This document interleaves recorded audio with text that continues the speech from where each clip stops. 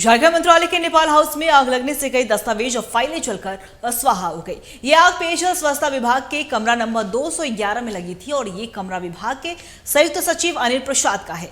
आग की वजह शॉर्ट सर्किट बताई जा रही है, लेकिन मंत्रालय में आग लगना मामूली बात नहीं है और इसके पीछे साजिश की थ्योरी भी बताई जा रही है। साथ ही मंत्रालय का फायर सिस्टम भी सवालों के घेरे में है।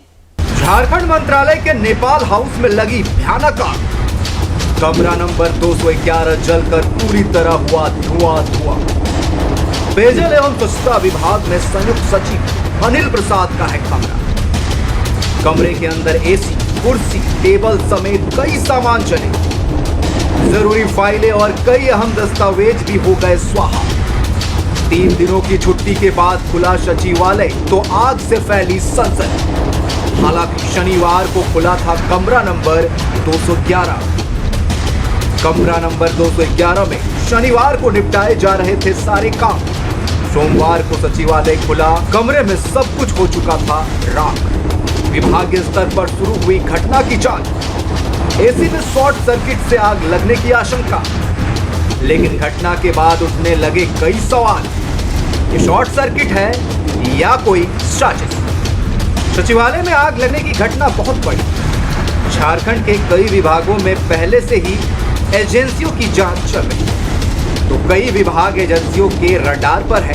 ऐसे में एक कमरे में सब कुछ स्वाहा हो जाना मामूली नहीं लगता। सवाल सचिवालय के फायरिंग सिस्टम पर भी है।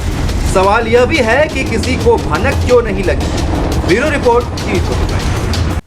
और इसी खबर पे और भी जानकारी के लिए हमारे सहयोगी चित्रंजन हमारे साथ लाइव बने हुए ओंकार करेंगे। चित्रंजन, देखिए, झारखंड मंत्रालय के नेपाल हाउस में आग लगी और कई ऐसे सरकारी दस्तावेज हैं जो जलकर स्वाहा हो गए, लेकिन सवाल ये भी उठ रहे हैं क्योंकि अगर कोई भी सरकारी हाउस में अगर नेपाल हाउस में आग लगी है तो जाहिर सी बात है मामूली बात नहीं है। फिलहाल क्या कुछ अपडेट है आपके पास?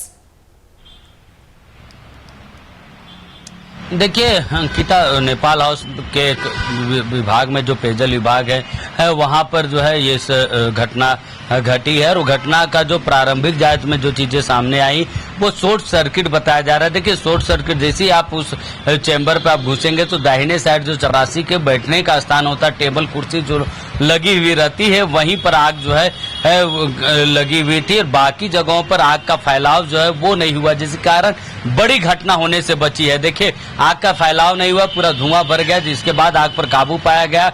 वहीं पर जो फायर बॉक्स लगे हुए रहते थे उसी से जो है आग पर काबू पाया गया। अगर उस आग का फैलाव होता तो बड़ी घटना घटती। सोचिए, नेपाल हाउस जहाँ पे इतने सारे मंत्रालय, श्रम विभाग है, कृषि विभाग है, पेयजल विभाग है, कई विभाग जो है वहाँ पे विभागों के मंत्रालय चलते हैं नेपाल हाउस से। तो ऐसे में नेपाल हाउस पर शॉर्ट सर्किट होना, आग लगना कहीं न कहीं एक बड़ी घटना जो है घटने से बची है।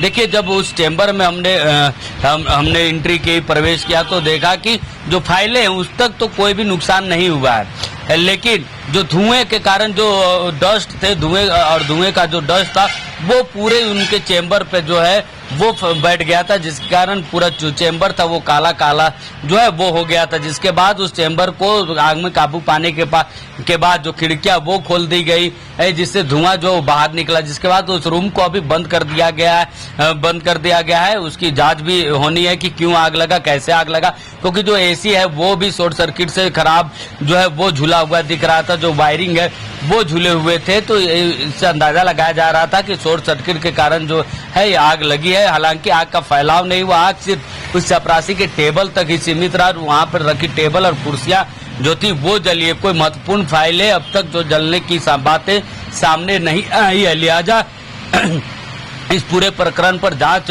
होगी और उस पर एक रिपोर्ट बनाई जाएगी कि इस पूरे मामले जो आग लगी उसका कारण क्या है, और जो चैम्बर है, जो अधिकारी का चैम्बर है, उसकी साफ सफाई भी बाद में कराई जाएगी। अंकिता, देखिए चित्रंजन, एक और बात सामने आ रही है। एक तरफ तो कहा जा रहा है कि शॉर्ट सर्किट की वजह से ये आग लगी, लेकिन मंत्रालय में आग लगना कोई मामूली बात नहीं, जिस तरीके से हमने पहले भी कहा। और इसके पीछे कहा जा रहा है कि साजिश की थ्योरी भी कही जा रही है। साथ ही मंत्रालय के फायर सिस्टम पर भी सवाल उठ रहे हैं और सवालों को घेरे में है। तो क्या किसी तरह का प्रतिक्रिया सामने आई है इस पूरे मामले को देखते हुए? देखिए अंकिता, इस मामले पर कोई प्रतिक्रिया सामने नहीं आई है और लिहाजा वहाँ के जो लोग हैं, जो कर्मचारी है उनसे जब हमारी बातचीत हुई तो उन्होंने कहा कि शॉर्ट सर्किट से ये आग लगी और आग लगने के कारण बहुत फाइलें या महत्वपूर्ण कोई ऐसी फाइल जो है जो अधिकारी से संबंधित हो, जो विभाग से संबंधित हो, उस तरह की कोई भी फाइल आग की चपेट में नहीं आया। क्योंकि हमने बताया ना अंकिता, क्योंकि उस जगह का मुआयना भी हमने किया, हमारी टीम ने किया। जब हम प्रवेश किए तो प्रवेश करते के साथ दाहिने साइड की जो लॉबी थी, जो जगह थी, उसमें वो चपरासी बैठते थे और उसी जगह पर सिर्फ आग लगी थी। बाकी जगहों पर धुआं भरने के कारण काला काला जो है वो दिखाई पड़ रहा था और जो डस्ट वो जम गए थे। क्योंकि जब आग लगती है, वायरों पे आग लगती है, तो काला काला जो डस्ट है, जो वायर के कवर्स है वो जलते हैं, तो उसका फैलाव हो जाता है, जिस कारण वहाँ जो है दम घुटने जैसे जो धुएं हैं वो निकलते, जिसके कारण बाहर की जो खिड़कियां थी, पीछे की जो खिड़कियां थी वो खोले गए ताकि धुआं कम हो और चीजें जो है वो देख सके कि कितना जो है नुकसान हुआ है। और फायर बॉक्स जगह जगह नेपाल हाउस पे लगाए हुए, तो उसी फायर बॉक्स से जो है वो आग पे काबू पाया गया, जिसके कारण आग का फैलाव नहीं हो पाया और बड़ी घटना घटने से जो है रोका गया। तो देखिए वहाँ के जो लोग थे, कर्मचारी थे, उनकी सूझबूझ से बड़ी घटना घटने से बची है। तो देखिए लिहाजा उस पूरे रूम को बंद कर दिया गया है अभी फिलहाल। और जब साफ सफाई हो जाएगी, फाइलें भी वहां से हटा दी गई है, सुरक्षित स्थान पर रखे गए जो विभाग में जो फाइलें रखी हुई थी, क्योंकि फाइलों को कुछ नहीं हुआ है, सिर्फ फाइलों पर जो काला डस्ट था वो जमा बैठ गया था, बाकी फाइलों को नुकसान जो है वो नहीं हुआ। अब इसके पीछे जब पूरा जांच की रिपोर्ट आएगी तब इसका रियल जो कारण है वो पता चलेगा कि आग लगने के पीछे का कारण वजह क्या है।